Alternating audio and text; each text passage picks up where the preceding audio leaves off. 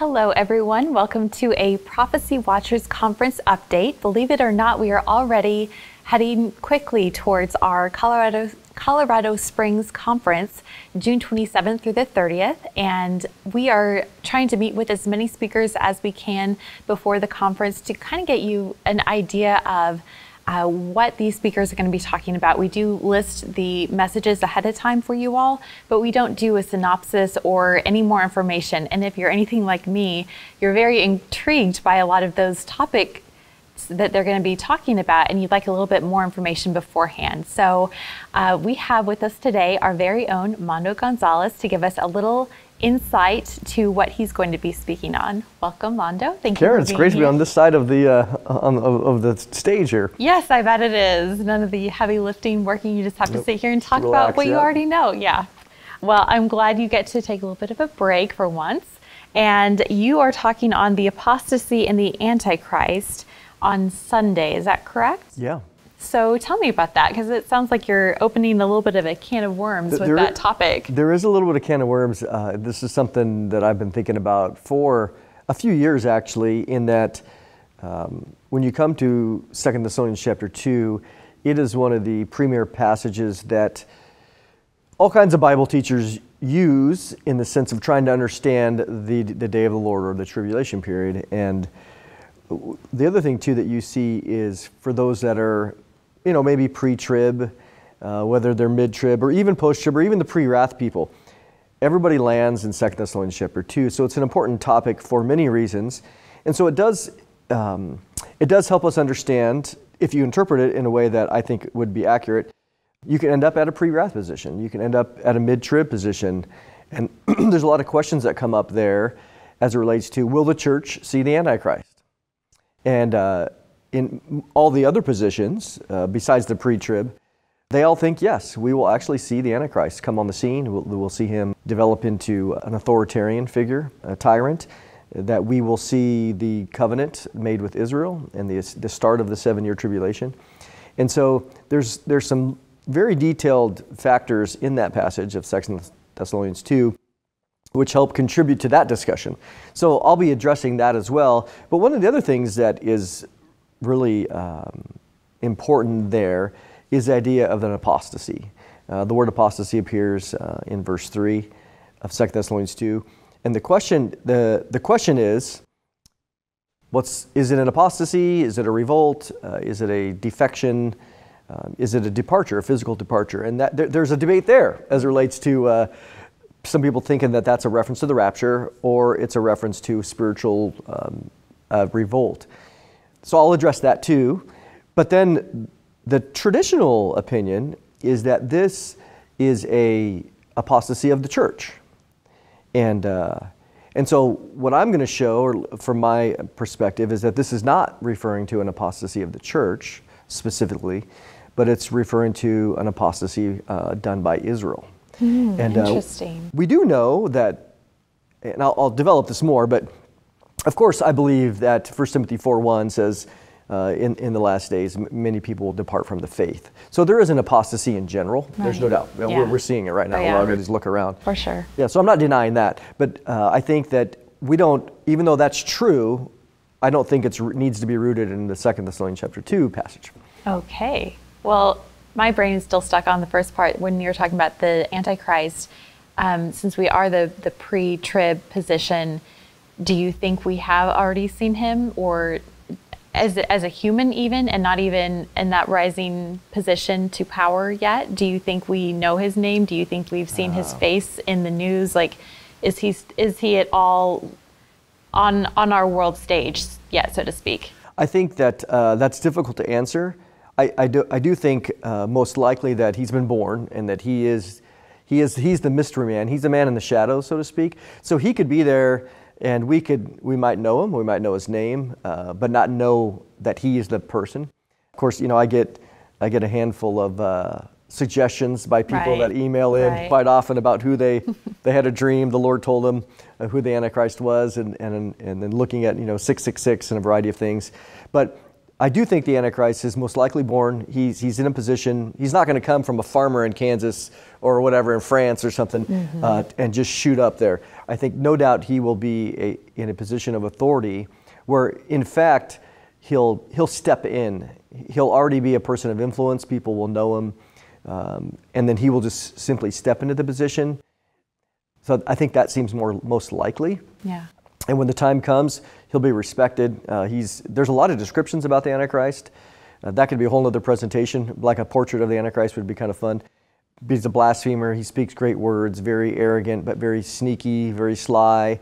And so when we think about that, where does he come from? I think he definitely is probably most likely going to come out of the ancient Roman Empire. So that could be, again, he doesn't need to be necessarily Roman, but I think he could be a person from Libya. He could be a person from France, from Europe, any of there. He could be a person from Turkey. Of course, there's all the debate on whether he's going to be Islamic, which I don't think he will be. Yeah. But nevertheless, he's going to come on the place and he's going to make this agreement, this covenant with the Jewish people. And typically, I'm going to address this as well, typically people just assume that that's sort of military agreement or a security agreement, like a peace agreement. That's the typical thing. Even though the Bible never calls it a peace agreement, it just says he makes a covenant in Daniel 9:27. So I want to take the time to develop that in the presentation as well, to say, what do we know from the text? And the text in Daniel 9:27 has nothing to do with security, even though that's probably part of what would be there. And of course, Israel's at war constantly. It's hated. Anti-Semitism is on the rise. And so I think when we come to 2 Thessalonians 2, this will be a great, fun exercise. It's not a matter of salvation, but I think it'll help us to, to blunt some of the pre-wrath people or the mid-trib or even the post-trib, some of their accusations against the pre-trib. If we understand this correctly, we'll blunt that. But then also, it does have ramifications for, again, should we be preparing to meet the Antichrist? I mean, that's a lot. Again, all those other viewpoints say yes, we are going to see him. We're going to, go to war against him. We're going to resist him. It's interesting, and I don't see anything in the Bible that would tell specifically that we need to be preparing to, as the church, to go to war against the Antichrist. And I think with the rise of AI and technology trying to combat the Antichrist, Christians being able to do that without some extra supernatural, of course we have the Holy Spirit who can give us supernatural information, but trying to do that from a technological point of view, I just don't see that God would call Christians to do that. So, well, in fact, the hard part is that, and this is some of the nuances that you have of those in the other camps, is that over and over and over in Daniel and in the book of Revelation and other passages, that believers clearly are slaughtered. There's no winning. They're not winning against the Antichrist. No. There's no way that anybody wins. In fact, it says the opposite. And so I think in terms of, it's more a matter of, hey, everybody, according to their view, hey, everybody, the Antichrist is here. Go lay down your life and get your head cut off, because there's no winning. There's no guarantee that there's going to be any, even any successful resistance. Mm-hmm. It's kind of a hopeless theology. Yeah. Now, granted, if we're called to suffer as we know Christians did in the 1st and 2nd centuries, or even right now in other parts of the world, that's of course, there's persecution around the world. But the idea of resisting to win against the persecution of the Antichrist, and this is how you should do it. Nowhere in the Bible does it give us a roadmap to do that at all. Thank God. Yes. That means we aren't supposed to have to do it. So. Yeah, the rapture is a comfort. It's not, hey, by the way, most of you are going to be slaughtered before the rapture happens. But hang on, because the Bible does say those who endure to the end will be saved. But I don't think that it's referring to most of you are going to be slaughtered until that last moment of the Antichrist's persecution, and then you'll get raptured after that, because you'll escape the wrath of God. Yeah. If most people are going to be slaughtered by the Antichrist, there's not much comfort in that. Yeah. Paul's saying, hey, take comfort. You're not going to be there in the day of the Lord. And so anyways, I'll address some of that in the Very interesting. I want to ask more questions, but I know we are short on time, so I will refrain, but I hope that you all will join us so that you can see Mondo in person and get to hear his message in its entirety. If not, we would like to invite you to join us for on-demand streaming available for $75. You will get every single conference presentation, and you will have access to it for 1 year. So that is an amazing deal. We want to make sure that those of you who can't come to Colorado Springs and join us in person can still have the benefits from the comforts of your home. And for those who are going to be coming, we want to let you know that we will be having 4 different meals over the conference weekend. We will have 2 luncheons and 2 dinners on Friday and Saturday. So we wanted to take a minute for those who are coming and are considering some meal options, kind of cover the topics real quick. So Mondo, I know that you've been talking with some of those who are going to be making presentations during the meals. So who's going to be talking on Friday? Yeah, we have, this is kind of fun for you. Some of them might be new to you, but one of them is Steve Schmutzer, he's written for our magazine, and I'll actually be speaking at his conference in September out in Fort Collins, Colorado, and so that'll be good. And he's going to be speaking at the Friday lunch. Wanting, waiting, and watching is going to be his topic. Again, he does a great job. Also, Matt Freeman, who some of you might know, who's been a speaker at our previous conferences. We also have some of his teachings on the visions of Zechariah on our YouTube channel, which is fun.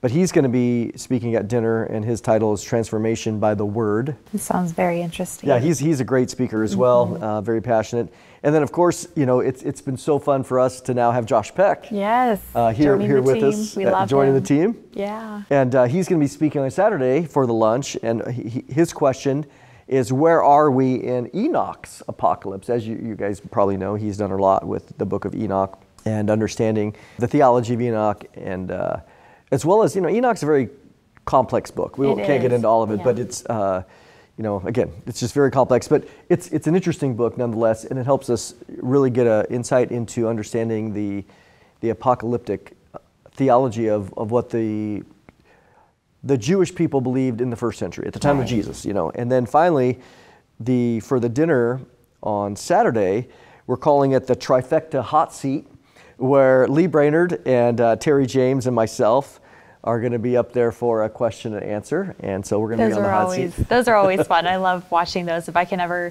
peek in, or if I can get the footage afterwards on demand, I love watching those, especially because there's always so much entertainment and information and lots of out-of-the-box questions. I think we have like a box, if we can, every year of people putting questions beforehand all weekend, and these random questions have to be answered on the fly. And we're going to try to stump Lee. That's the goal. I don't know if that's possible. I know Lee's sharp, and so's Terry. So Terry's a legend, and so we'll see what we can do and having that. But it'll be a fun, good time. It will. And I do want to let you all know, if you purchase all 4 meal tickets on our website, or if you call in and talk directly with our customer service, we do include a 1-year magazine subscription for anyone who purchases all 4 meals. So make sure that you do go online and you purchase the package with all 4 meal tickets, or you call in directly so that you can receive that magazine subscription either in print or digital format.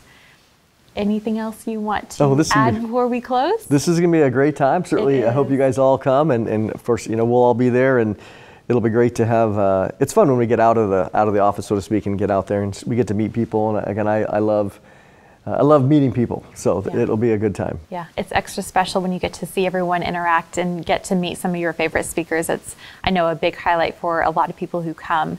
So we will hopefully see you at the end of the month, either virtually on demand or in person in Colorado Springs. And if not, we will see you here, there, or in the air.